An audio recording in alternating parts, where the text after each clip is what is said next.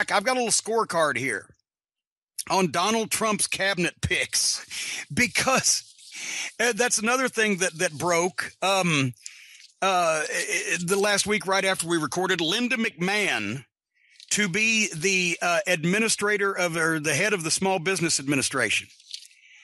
And everybody's been asking me about that. And we discuss it with Jim Ross on the Ross Report. But,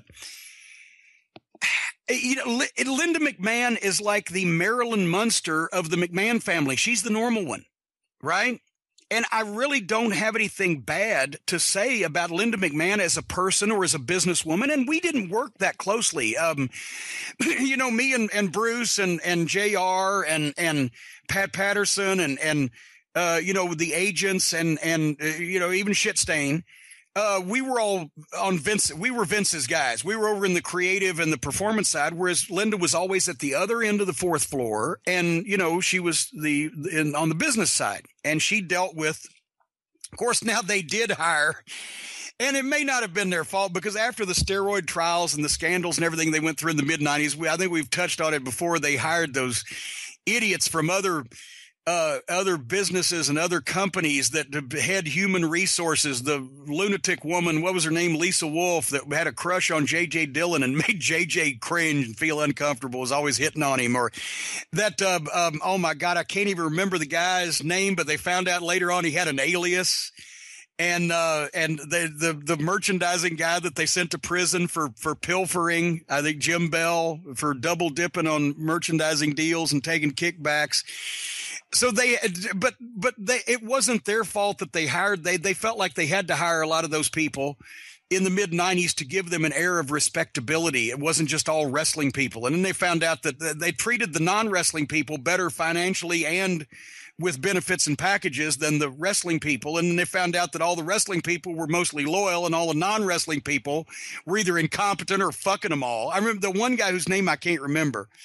And I should get a hold of my friend James Dixon over at What Culture Pro Wrestling in England, because he's written these books and he'd tell me the guy's name right off the bat. But he was an older guy, and we were at the hotel ready to go to Raw one day, and me and Bruce and JR and I think Vince were walking to leave to go next door for the early production meeting, and this guy came out from the hotel pool in a long T-shirt, and he was an older guy to begin with, and he was wearing shorts, but the T-shirt was so long that he was covering the shorts. He looked like a guy that had just walked out of a nursing home wearing only a T-shirt, naked from the fucking underneath the T-shirt, and he was just confused and walking around, and we were like, this guy is in charge of shit around here. But I don't have anything bad to say about Linda McMahon otherwise than she's friends with Donald Trump. She's a Republican, and, you know, the Republican ideology is so horrible. So I just wanted to, for those of you keeping track, let's run this down real quick so we can go back to talking about wrestling. But the Attorney General pick, and I don't know how, I can't, a lot of these people need to be confirmed, and good God, I hope some of them aren't. But Attorney General Jeff Sessions, Jefferson Beauregard Sessions from Alabama. You think he's progressive on race relations? 70 years old. He's anti-gay marriage, anti-health care, anti-repeal of Don't Ask, Don't Tell. He's named the 5th most conservative senator in the United States. He's anti-immigration reform and anti-abortion. Have you ever noticed the Democrats are always for stuff and the Republicans are always against stuff? It just seems like it settles down in that category.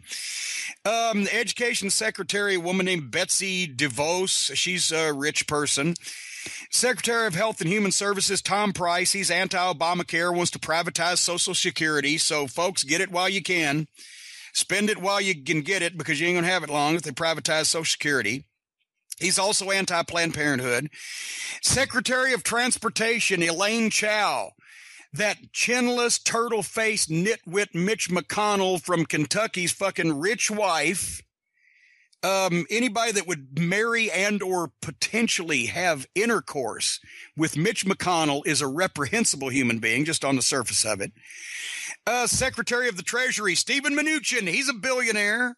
17 years at Goldman Sachs. Remember all the joy and bliss that Goldman Sachs brought us about 8 years ago. No government experience whatsoever. Secretary of Commerce, Wilbur Ross. He's another billionaire. Secretary of Defense, General James Mad Dog Mattis. That's all you need is a general with a nickname of Mad Dog, who actually needs a waiver to serve as Secretary of Defense, because the Secretary of Defense is not supposed to be a person who has served in the military over the last 7 years, and he's currently there, and he loves war. War is his hobby. Have you heard about this? Have you read about this? I don't know. He has a collection of 7,000 books about war and war philosophy and war strategies and different wars. And he takes it with him.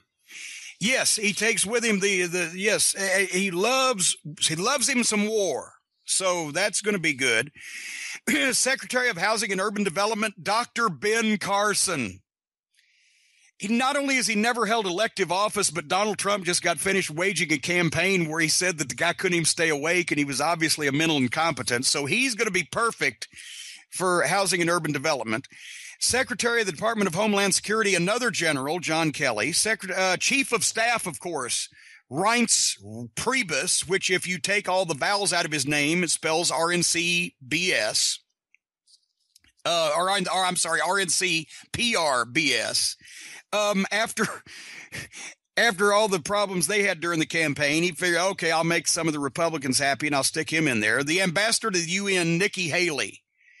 Administrator of Small Business Administration, Linda McMahon. Head of the EPA. This is a great one, folks. For those of you with kids and grandkids, go ahead and put a plastic bag over their head and throw them off the bridge, because they're not going to have any place to live by the time they get to be your age, because this fucking asshole is going to melt the planet. The head of the Environmental Protection Agency, Scott Pruitt, if Donald Trump gets his way, is going to be a guy who is currently suing the Environmental Protection Agency over the regulations that they have put in place to guard against climate change. There you go. And Secretary of State, now we find out, Rex Tillerson, CEO of ExxonMobil, and of course they are really concerned about the environment. He also has ties to Russia and no government experience whatsoever. So these are the people that the bloviating flesh bag has picked so far to run. This is a cabinet of cronies, billionaires, favors, and lunatics, and people who have no experience whatsoever in doing the jobs that they are being asked to do. And so Linda McMahon looks great. Basically, to answer everybody's question, I think Linda McMahon is probably the nicest, most normal person of all of the cabinet picks that we have heard so far from Twat Waffle. Yeah, and the McMahons, I think they donated $5 million to the Trump campaign, so it kind of puts a valuation on things. She spent $100 million to lose 2 elections, and $5 million got her in the cabinet. So congratulations, Linda. Well, it was $6 million. Now, $6 million. I know what's a million between friends, but it's a shame this is happening now, because I could think of a lot of small businesses that could have used our help, like the AWA and Georgia Championship Wrestling and Mid-Atlantic Wrestling, and lots of other small businesses that for some reason went out of business years ago. And I'm not exactly sure what happened, but if they had had the expertise, the small business expertise of a Linda McMahon in the cabinet, it may have been able to help them. All these people coming into the Trump Tower meeting with him, Jim, I am disappointed we have not had a Jesse Ventura appearance yet. Oh, I'm sure it's coming. And the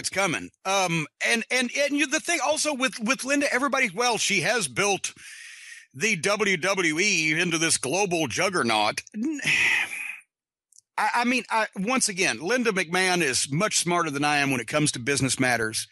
And she's talked to a lot more people and has a lot more friends and contacts and et cetera. But if anybody thinks that any single person was responsible for what has happened, good, bad, or indifferent, to the WWF/WWF/WWE over the last 30 years, except Vince McMahon, you're fucking nuts. I'm sorry. The bullshit is when they say she's the co-founder of the WWE. She was the co-founder when Vince was promoting the Cape Cod Coliseum. That she might have been co-founder of that, but basically Vince got a sweetheart deal by purchasing for $1 million from his father, who was ailing with terminal cancer, a company that was grossing 7 to 10 times that per year. And for the folks of you out there who have business degrees, do that math. And then, you know, yes, Vince took a lot of big gambles. Well, you're forgetting one of the main parts, though. He purchased it for $1 million. It was grossing 10 times more than that. And he got to make the payment for the company in 4 quarterly installments using the company profits. Well, yes, basically, yeah. Vince Sr. said, okay, here's the company. You're buying it for $1 million.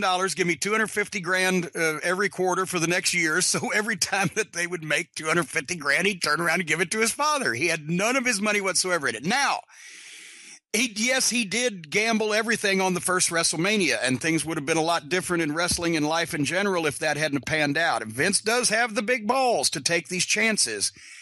But I'm sorry, Linda dealt with people that did business in the company, but Vince was the business.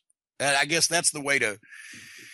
So anyway, but now before anybody thinks I'm advocating that Vince be nominated to the cabinet, no, I don't want Vince McMahon. And that's the problem, is now Vince McMahon may be able to walk into the White House when he wants to. And believe me, if Vince McMahon thinks that he has the right to just walk into the White House and knock on the door of the Oval Office, I can see him talking to the Secret Service agents. No, I'm just going to talk to Donald.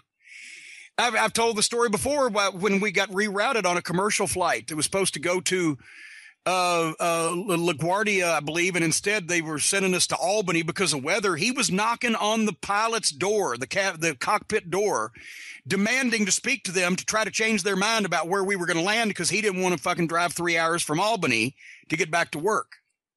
So he will, and somehow got off with it, and it was detained afterwards to be spoken to for a second. And he told him, I just wanted an explanation, and walked away. This was before 9/11, but still, if Vince thinks in his mind that he has the right to knock on the door of the Oval Office and ask Donald for a favor, he will probably do that. And he'll probably get it. Who knows?